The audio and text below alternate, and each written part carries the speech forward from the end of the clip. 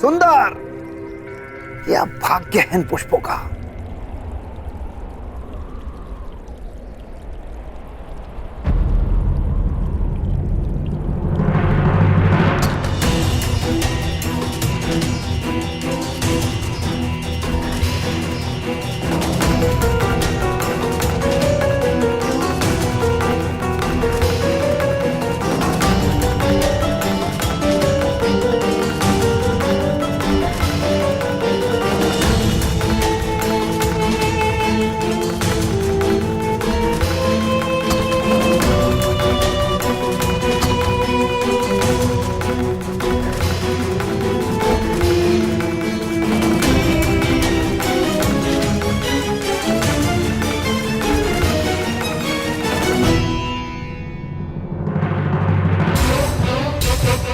पांडवों का भाग्य इन पुष्पों की भांति जाग गया है।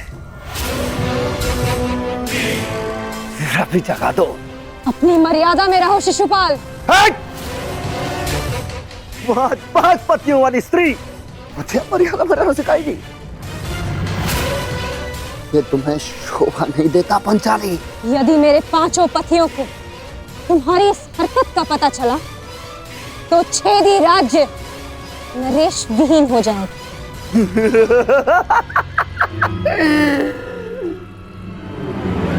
कहां हैं तुम्हारे 5 पति? यहां तो सिर्फ मैं हूं। और अगर तुम्हारे 5 पति यहां पर आ भी जाएं, तब भी वो छेदी नरेश शिशुपाल का बाल भी बांका नहीं कर सकते।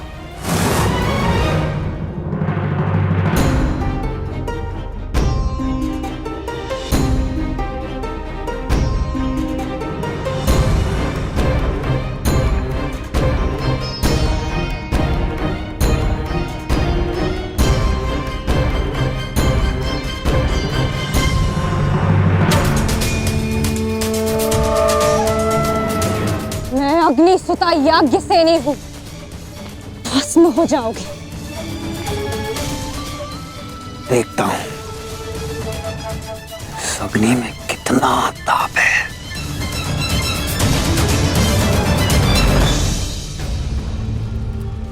महाराज,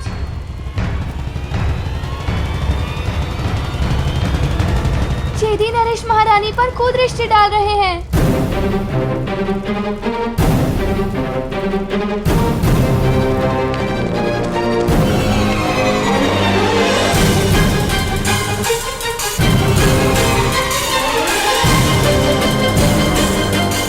चौसर सज गई है, अब वो 12 और खेल हमारा।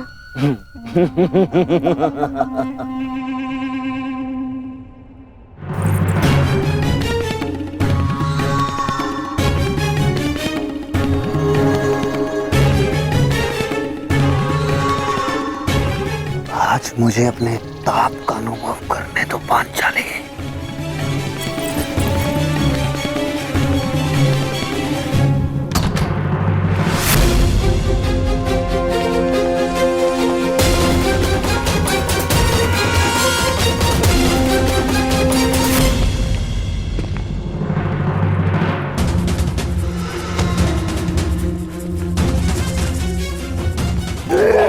छोड़ेंगे नहीं। यही तो मेरी इच्छा है कि वो मुझ पर प्रहार करें और उनका यज्ञ भंग हो जाए।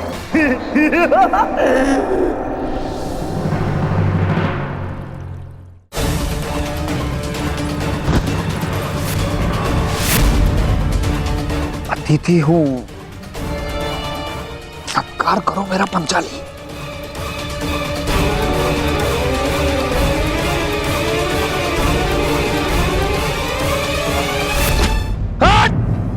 हो गया यज्ञ भंग। आ गए कुंती के पुत्र तुम्हें बचाने।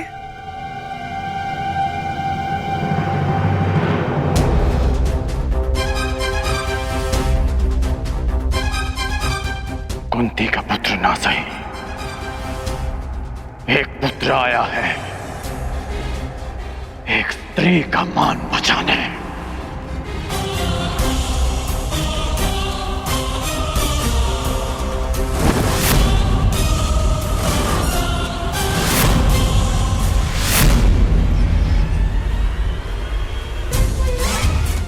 किसी एक अतिथि की मर्यादा भंग की शिशुपाल। जब भी कोई शिशुपाल किसी स्त्री का मान भंग करेगा, ये कर्ण उसके मार्ग में बाधा बनेगा।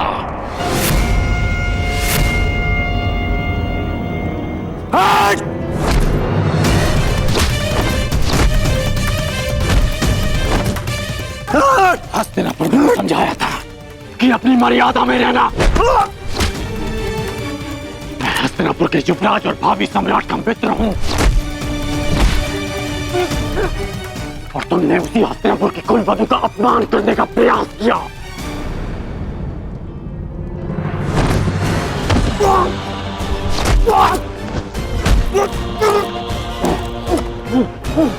पांडव बंधन में हो सकते हैं, परंतु कर्ण इस समय किसी बंधन में नहीं।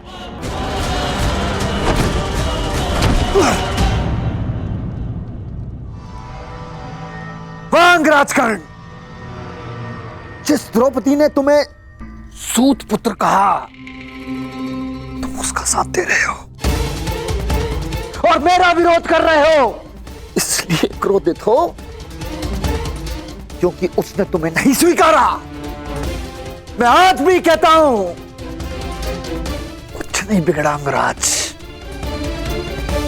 अरे जिसके 5-5 हैं, हम और तुम मिलकर अगर साथ भी हो जाएंगे तो क्या अंतर पड़ता है?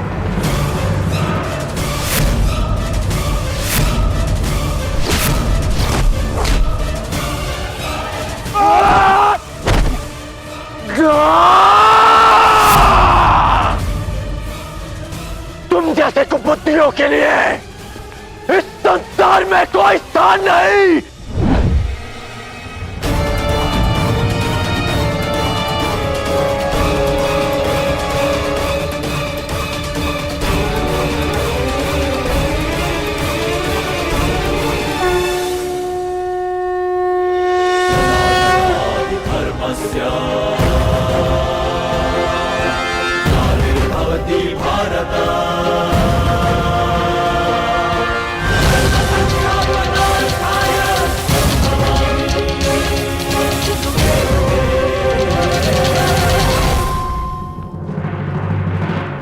यही है वो नीच।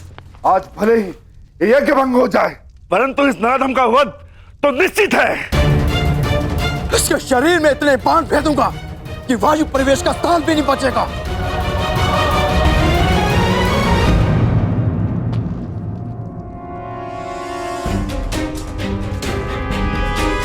मेरे होने वाले सम्राट, ऐसा प्रतीत होता है कि हमारा प्रयोजन पूर्ण हो गया है।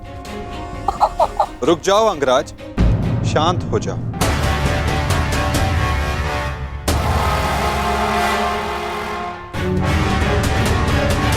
जाने दो इसे। नहीं केशव, नहीं। हम सब किसी प्रयोजन से जन्म लेते हैं और किसी ना किसी प्रयोजन के अंतर्गत मृत्यु भी होती है। और इस समय शिशुपाल के जन्म का प्रयोजन सिद्ध नहीं हुआ है अंगराज, ना ही उसके मृत्यु का।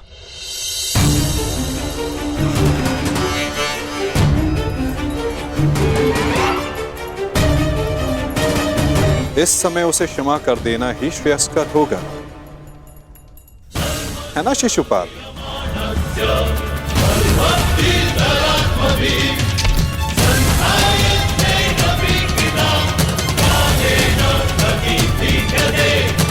इसने हमारे सारे प्रयत्नों पर पानी फेर दिया। तुमने इसे अपना मित्र चुना है या नियति ने पांडवों का?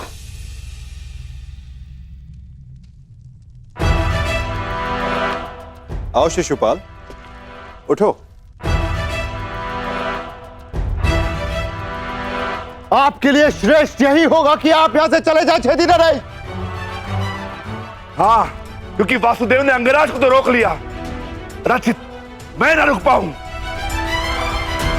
यही तो मेरी कामना है विकुधर। तुम आगे बढ़ो, प्रहार करो मुझ पे, तो फिर यह प्रहार करके अधिक प्रसन्नता मुझे होगी। नहीं पार्थ, अभी नहीं। परंतु क्यों माधव, आप इसे दंड देने से क्यों रोक रहे हैं? क्योंकि अभी उचित समय नहीं आया है पार्थ। शिशुपाल के जन्म का प्रयोजन अभी पूर्ण नहीं हुआ है।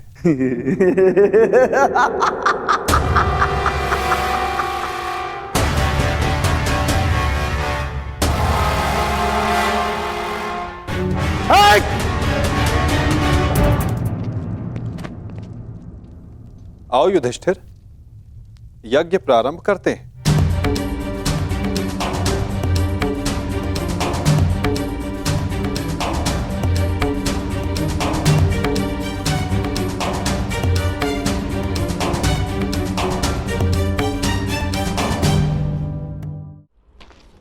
रुक जाइए अंगराज।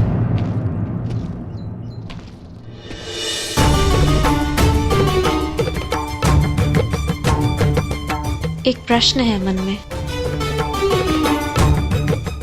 जिसका सम्मान न लिया उसके मान के लिए द्वंद्व क्यों किया?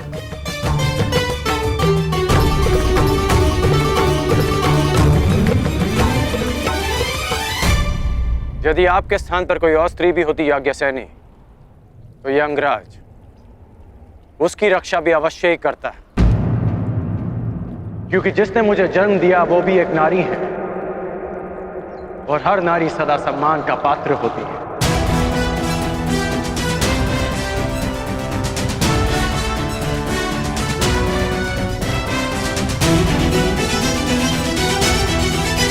पुरुष का अपमान करने के पश्चात भी। क्षमा कीजिएगा अंगराज, स्वयंवर में जो कुछ भी घटित हुआ उसके लिए मैं आपसे क्षमा नहीं मांग पाई।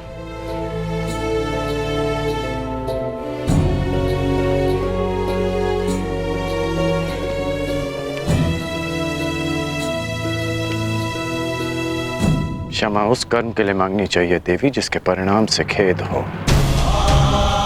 क्या सत्य में आपको उस कर्म के परिणाम का पछतावा है? आपको लगता है मुझे खेद नहीं है? नहीं है, आपको खेद नहीं है। खेद और पछतावा दृष्टि में दिख जाते हैं, और आपकी दृष्टि में समझता हूं।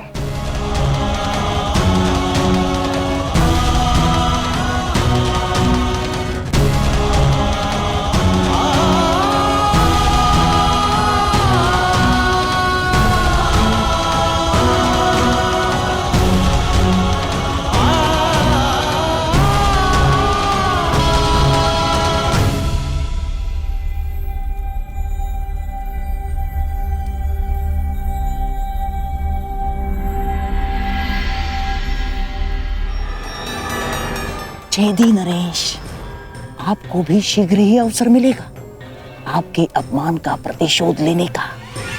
हाँ?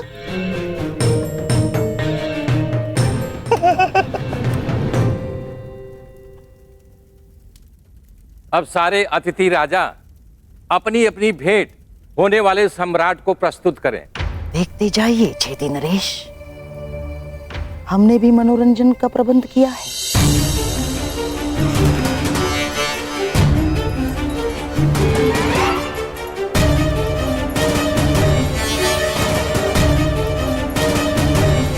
धृतराष्ट्र पुत्र दुर्योधन की ओर से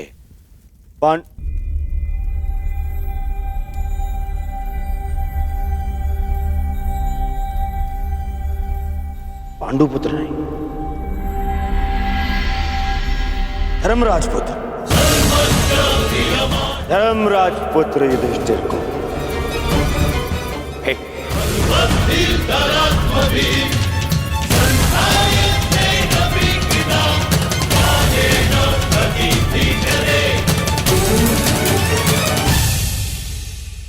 धृतराष्ट्र पुत्र दुर्योधन की ओर से पांडुपुत्र नहीं, धर्मराज पुत्र युधिष्ठिर को भेंट।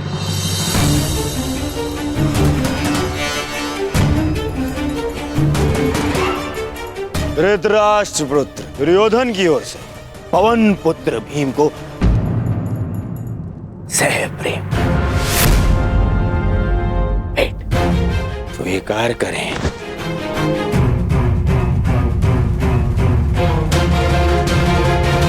धनुर्धारी अर्जुन,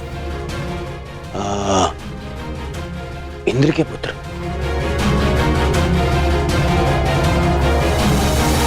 गुरुवंशी धृतराष्ट्र के पुत्र दुर्योधन की ओर से भेंट स्वीकार करो।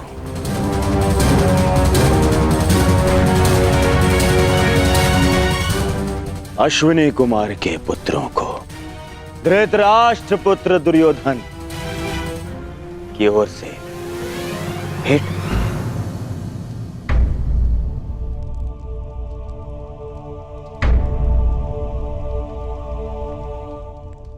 मुझे किस संबोधन से पुकारेंगे धृतराष्ट्र पुत्र? अब 5 पतियों की एक पत्नी को मैं क्या कह के पुकारूं?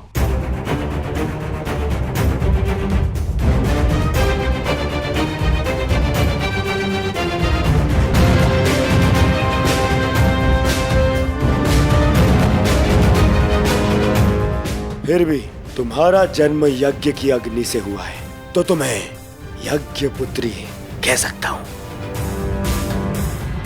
बात यदि उद्गम की है तो आपके जन्म के सत्य से भी सभी परिचित हैं। घटपुत्र।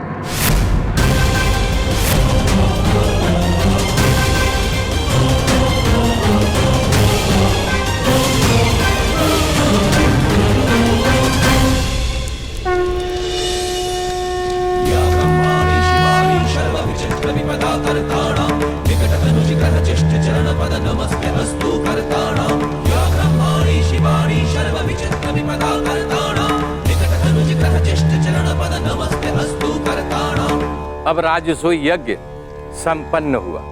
अतिथियों के पूजा के बाद ही आप सम्राट सिद्ध होंगे।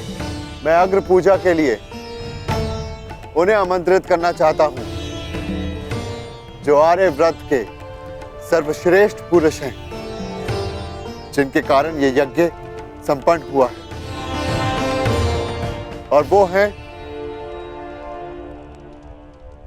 वासुदेव कृष्ण।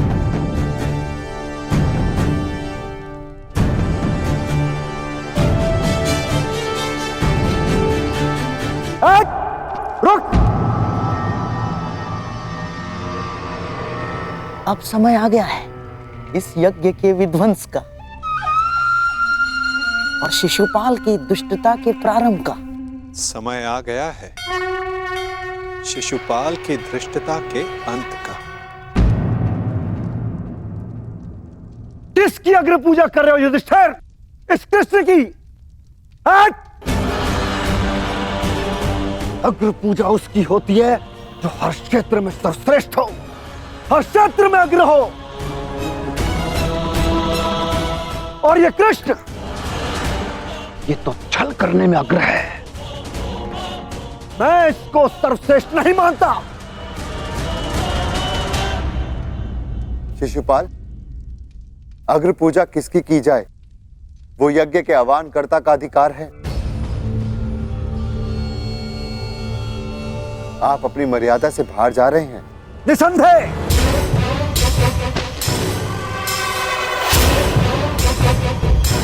मर्यादा की बात मत करना युधिष्ठिर,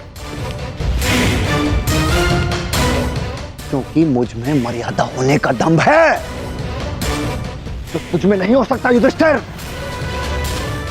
और दम्भ हो भी तो किस बात का? 5 पिताओं के पुत्र को कुल का दम्भ हो भी नहीं सकता। सावधान शिशुपाल! चिल्ला मत भीम। इस बार चिल्लाने से कुछ नहीं होगा। सत्य ही कह रहा हूं, राजसूय यज्ञ कर लिया, परंतु सम्राट होने का गर्व कहां वर्णावत के भगोड़ों के पास। कहीं दान में मिले राज्य को पाकर शूर होने का भ्रम तो नहीं तुझे? जरासंध को छल से मारने के पश्चात स्वयं को न्यायशील कहने का साहस भी नहीं। केवल शरीर ही बड़ा पाया है या साहस भी है भगोड़े कहेंगे? अगर साहस है तो उठाओ शस्त्र। आप अतिथि हैं छेदी नरेश, अतिथि स्वीकारिए। विघ्न क्यों डाल रहे हैं? शांत युधिष्ठिर, मुझे रोक रहे हो। अपनी माता को रोका होता जब उसने एक स्त्री को 5 पुरुषों में बांटने का आदेश दिया।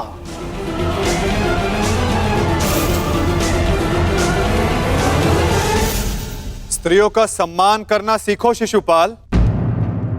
ये मत भूलो कि तुम भी एक नारी की कोख से जन्मे हो। ये देखो, श्री कृष्ण वासुदेव बोले, सार का सबसे बड़ा पाखंडी, छली, कामी मुझे सिखाएगा कि किसका अपमान किया जाए, किसका सम्मान।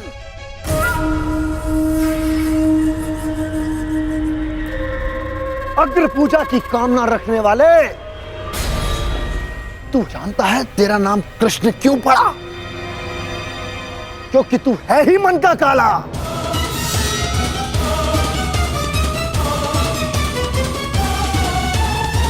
तेरे माता पिता ने तुझे जन्म देते ही इसलिए त्याग कर मथुरा से गोकुल पहुंचाया क्योंकि तेरे पांव देखते ही भाप गए थे कि तू कुलनाशक सिद्ध होगा।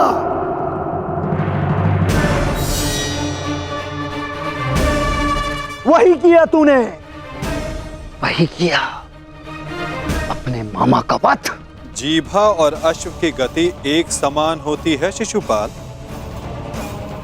यदि उसके रास को कसकर ना रखा जाए तो अश्व अपने सवार को गिरा देता है और जीभा बोलने वाले को। श्री कृष्ण वासुदेव की बड़ी बड़ी बातें, अरे जो सत्य है उसको कहने में जिह्वा को लाज कैसी? बचपन से धूर्त रहा है तू।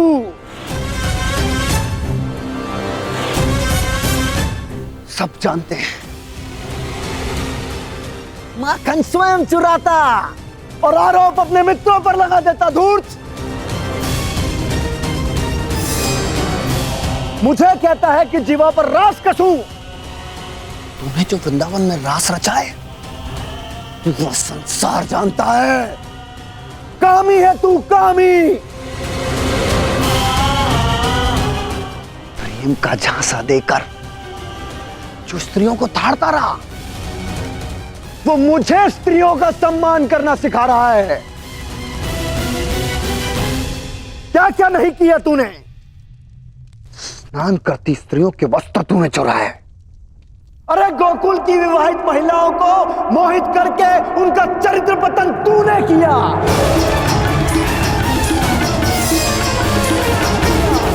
मैं सावधान करता हूं तुम्हें, मेरे धैर्य की परीक्षा ना लो शिशुपाल।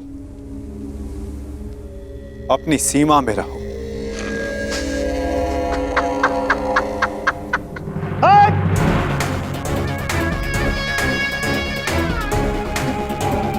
धैर्य तो मेरा टूट गया है। उसकी अग्र पूजा होते देखकर जिसने सदा पीठ पीछे से प्रहार किया। कायर है तू, कायर। सीमाएं तो तूने लांघी हैं। छल से रुक्मणी का हरण किया तूने।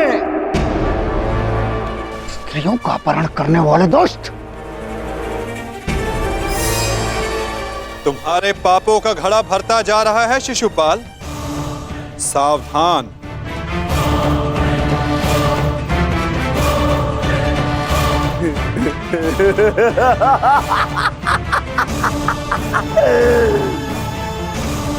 क्या करेगा तू? युद्ध करेगा मुझसे जैसे जरासंध से किया। रण छोड़।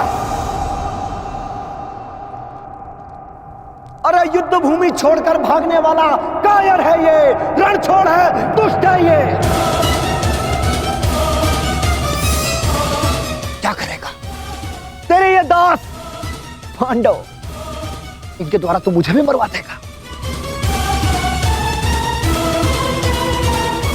कुलनाशक है तू, और तुझे अग्नि पूजा का सम्मान चाहिए। थू। बस शिशुपाल!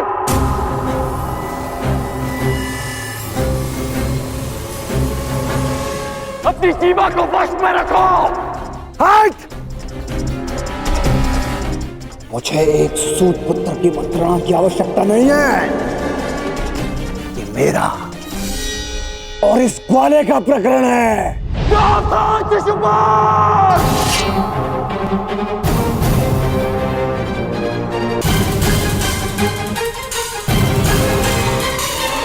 नहीं अंगराज, रुक जाओ।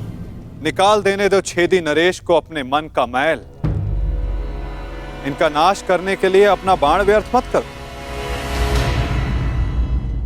इनकी जीभा स्वयं इनके नाश का कारण बन जाए।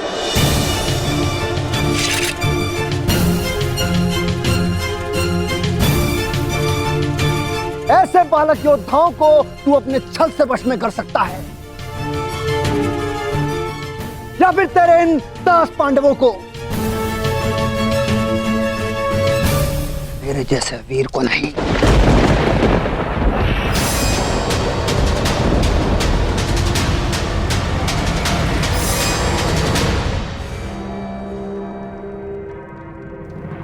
नमश्री, इस कृष्ण ने विषय को अपनी ओर मोड़ लिया है। शिशुपाल के 100 अपराध भी पूर्ण होने वाले हैं। इसे रोकना होगा।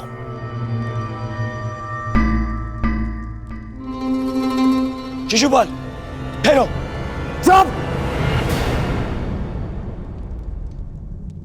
दूर रहना कायर दुर्योधन। स्वयं से कुछ होता नहीं है और मुझे रोक रहे हो। बैठे रहो अपने मामा को त्रिया पकड़कर। आज इस स्त्री के मान का पाखंड करने वाले को उसका उचित स्थान दिखाकर रहूंगा मैं।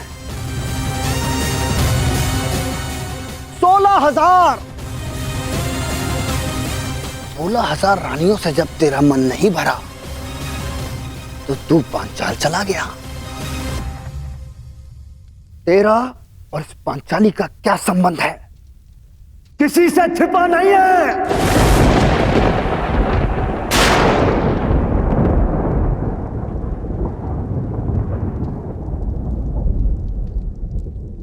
पांचाली का विवाद तूने जानबूझकर इन पांडवों से करवाया, क्योंकि तू जानता है ये मूर्ख कभी तेरा विरोध नहीं करेंगे।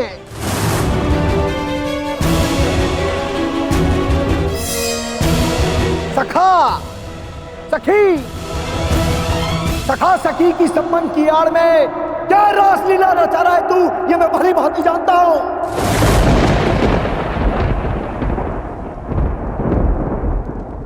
पर स्त्री गमन करने वाला पापी नहीं, महापापी है तू। एक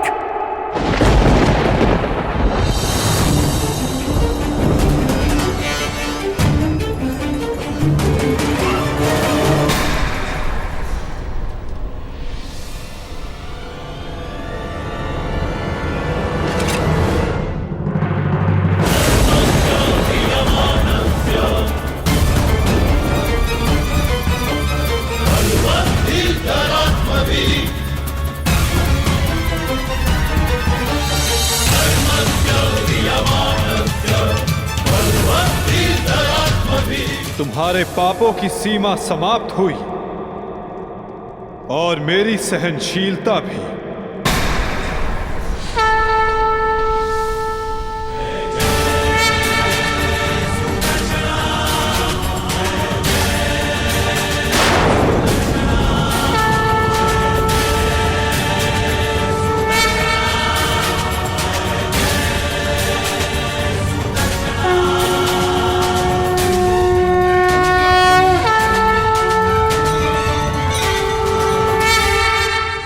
तुम्हारे पापों की सीमा समाप्त हुई और मेरी सहनशीलता भी।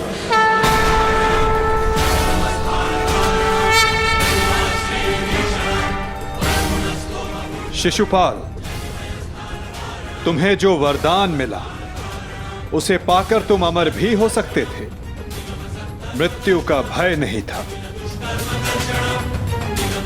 इसलिए संसार और मानवता की भलाई के लिए, उसके कल्याण के लिए तुम वो कार्य कर सकते थे जिनके लिए तुम्हारा नाम सदा स्मरण किया जाता शिशुपाल। परंतु शक्तिशाली होने के अहंकार में तुम अपने वरदान को व्यर्थ कर बैठे शिशुपाल।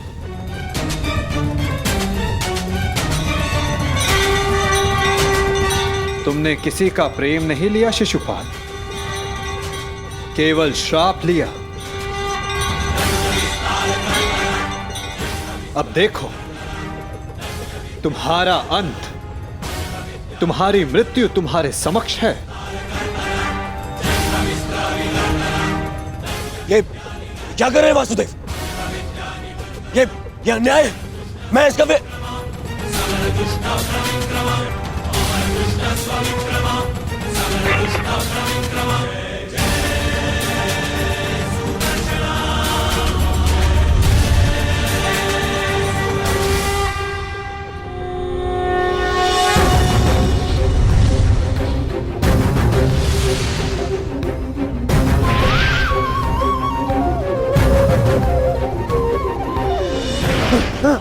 दुर्योधन बचा लीजिए।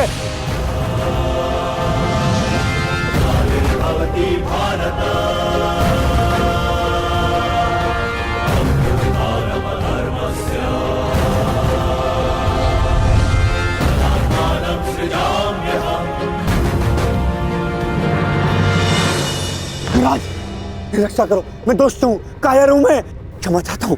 मेरी रक्षा करो। नहीं, तुम केवल एक अपराधी हो जिसे बार बार सावधान करने के पश्चात भी वो नहीं माना। तुमने न केवल एक अतिथि की मर्यादा भंग की, अपितु एक स्त्री के सम्मान पर भी प्रहार किया। तुम्हारी सहायता करना एक अपराध है जो मैं नहीं करूंगा।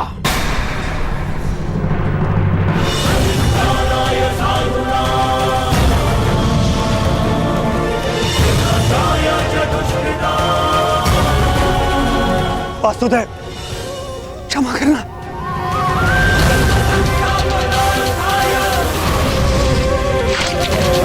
शिशुपाल,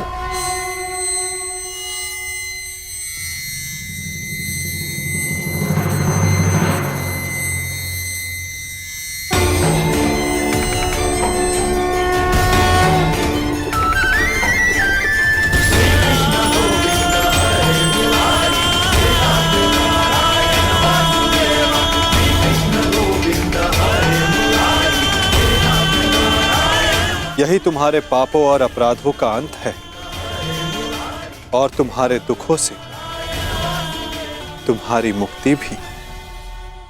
अनर्थ हो गया वासुदेव, अनर्थ। जिस अतिथि के केवल अपमान से यज्ञ भंग हो जाता है, वहां उसका वध कर दिया आपने। मेरे भांजे युधिष्ठिर का यज्ञ भंग कर दिया आपने। अनर्थ हो गया वासुदेव, अनर्थ। मेरे भांजे युधिष्ठिर को सम्राट बनने से रोक दिया आपने। इस इंद्रप्रस्थ को शापित कर दिया।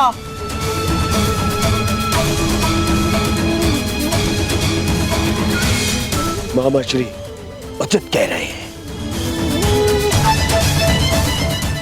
ये यज्ञ भंग हो गया। नहीं दुर्योधन, प्रथम आतिथ्य ने अतिथि का वध नहीं किया। दूसरा, अतिथि अपनी सीमा और मर्यादा का उल्लंघन बार बार समझाने के पश्चात भी कर रहा था। इसीलिए प्राण खोने से पूर्व उसने अपना अतिथि का पद खोया। तीसरा, उसने अपराध किया जिसका उसे दंड मिला, और चौथा, जहां अपराधी को मुक्ति मिले वो स्थान श्रापित नहीं सम्मानित होता है दुर्योधन।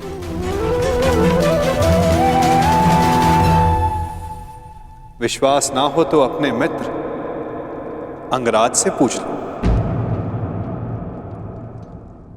वासुदेव ठीक कह रहे हैं मित्र।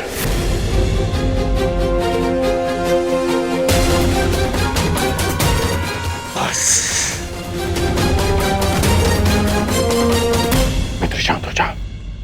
इस समय तुमने कुछ कहा या किया वो तुम्हारे विरुद्ध जाएगा। मित्र, तुम हस्तिनापुर के प्रतिनिधि हो। तुम्हारी एक भूल हस्तिनापुर का गौरव सदा के लिए नष्ट कर देगी। शांत हो जाओ मित्र। नहीं! मैं शांत नहीं रहूंगा। यहाँ एक अतिथि की मर्यादा को भंग किया गया है। अब मैं इस स्थल पर एक क्षण नहीं रुकूंगा।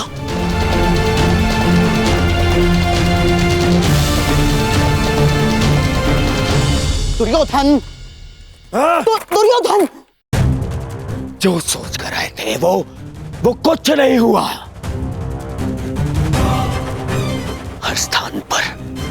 हर स्थान पर हमें छलने के लिए प्रयोजन किए गए। मुझे तो ये समझ में नहीं आता कि हम यहाँ आए हैं क्यों थे। चलिए मामाश्री। मित्र,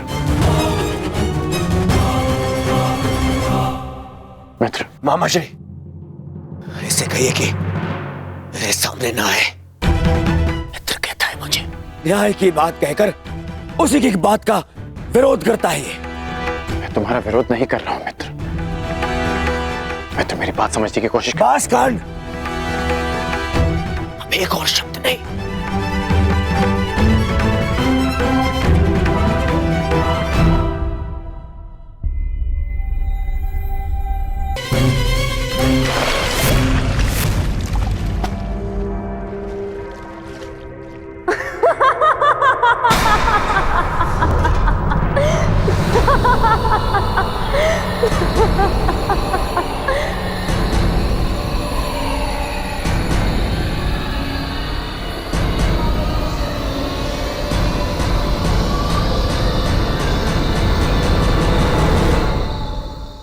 सबकी उनके पिता से तुलना करने वाला स्वयं भूल बैठा कि वो किसका पुत्र है।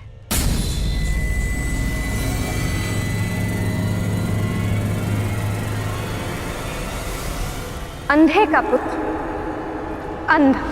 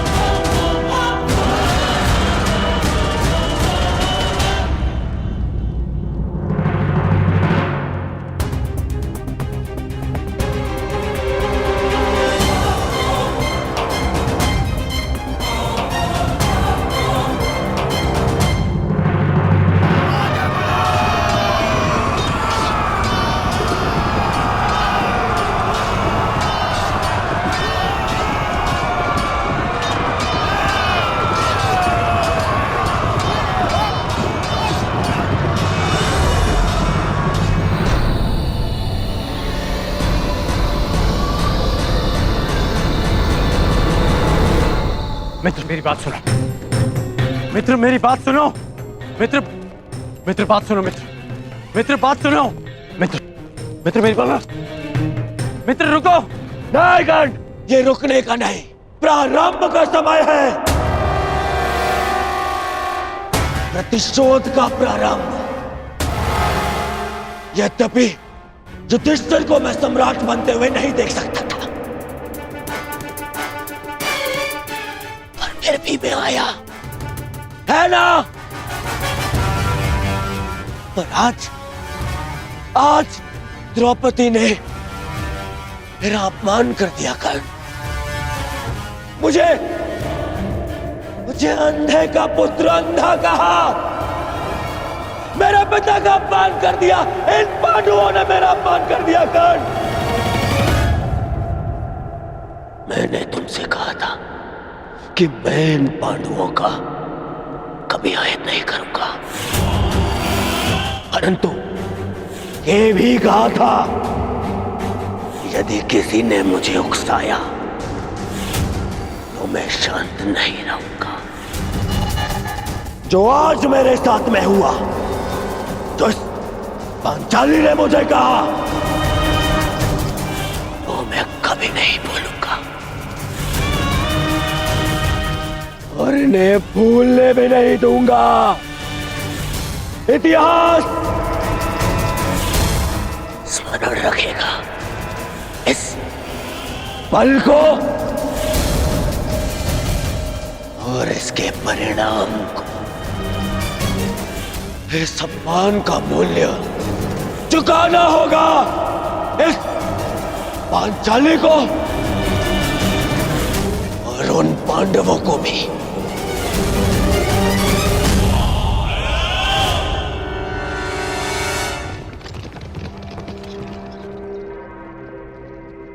अंगराज,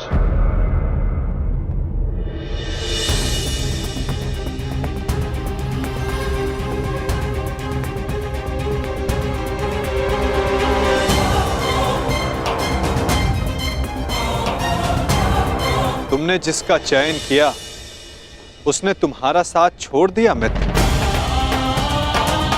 अब भी समय है, अंतिम अवसर है, उचित चयन कर लो मित्र। अपने चयन का अंतिम अवसर मैं रणभूमि में छोड़ आया हूं वासुदेव, परंतु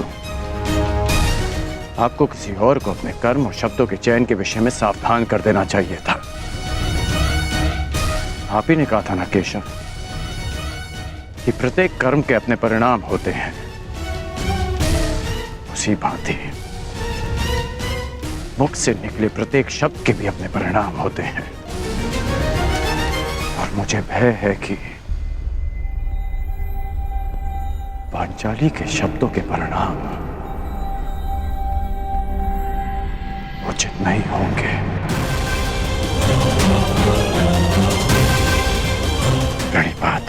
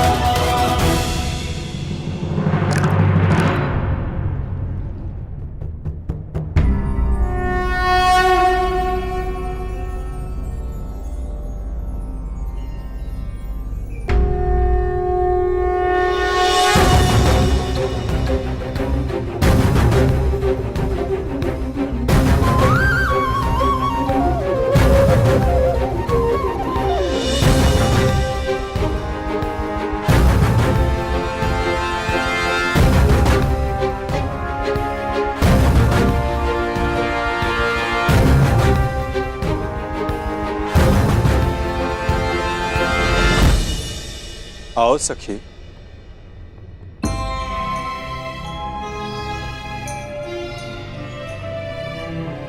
बिना मुझे देखे, बिना कुछ सुने आपने मुझे कैसे पहचान लिया सखा?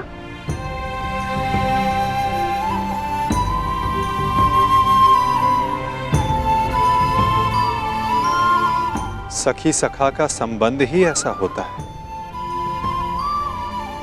देख सुनकर तो परायों को पहचाना जाता है सखी। केवल मन से जिसकी मन की बात जान लो, सखा वही होता है।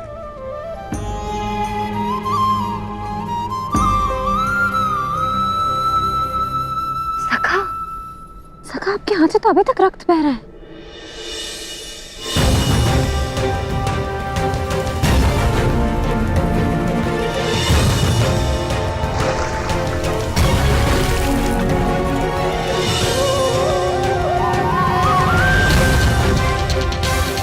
हाँ सखी,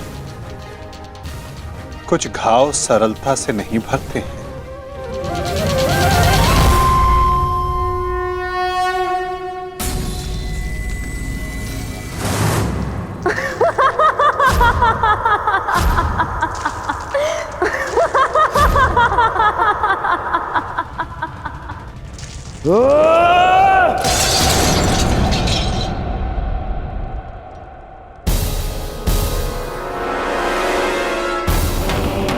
अंधे का पुत्र अंधा, अंधे का पुत्र अंधा, अंधे का पुत्र अंधा, अंधे का पुत्र अंधा।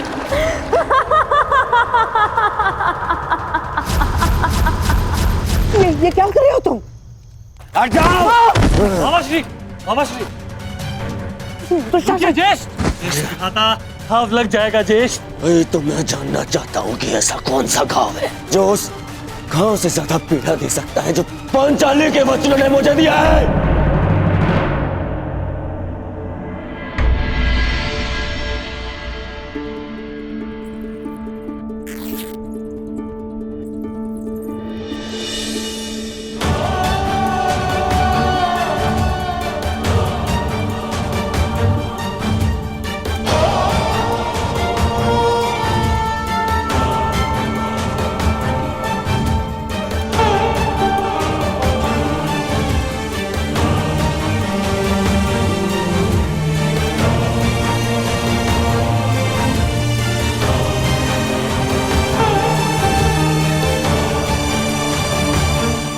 मैं जानती हूँ सखा कि आपने शिशुपाल का वध क्यों किया। इसलिए नहीं क्योंकि उसने आपका अपमान किया, परंतु इसलिए क्योंकि आपने मेरे अपमान का प्रतिशोध लिया।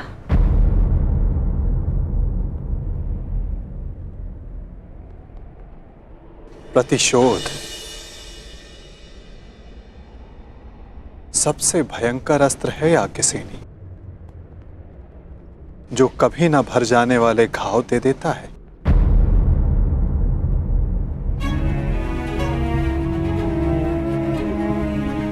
इसीलिए आवश्यक है कि प्रतिशोध से बचा जाए,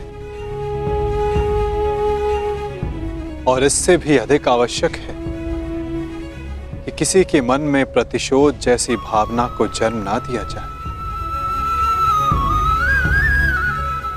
क्योंकि प्रतिशोध मनुष्य के विवेक को हर लेता है, भले बुरे की समझ छीन लेता है, नेत्र होते हुए भी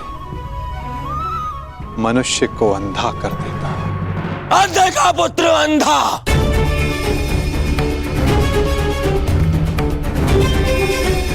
मेरे पिता का अपमान किया, मेरे,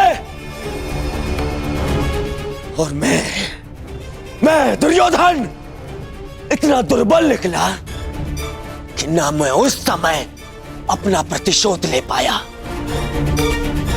और ना अब लेने के सक्षम हूं। मामा, मुझे प्रतिशोध चाहिए, या तो मुझे प्रतिशोध दो मामा, या मुझे विष दे दो। ये तो उस पांचाली के विद्रोह से छीनकर उसकी मुख पर सदा के लिए पीड़ा भरता हूं,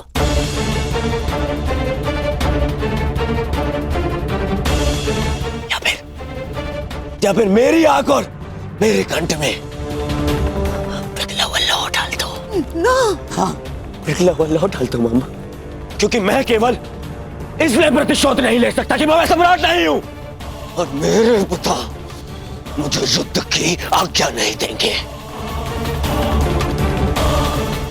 और इस अग्नि में जलने से अच्छा होगा कि मैं अपने चिता में अग्नि लगाऊं और उसमें कूद जाऊं।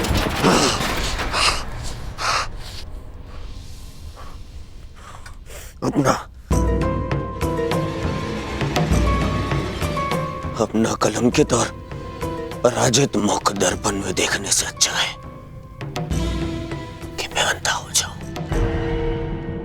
रुकिए ज्येष्ठ, मैं आपको ये नहीं करने दूंगा।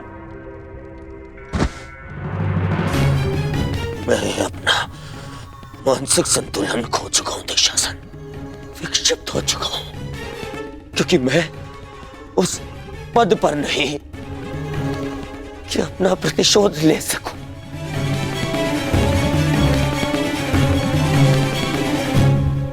और मेरे पिता जो सक्षम है, उन्हें मेरे आंसू दिखाई नहीं दे सकते।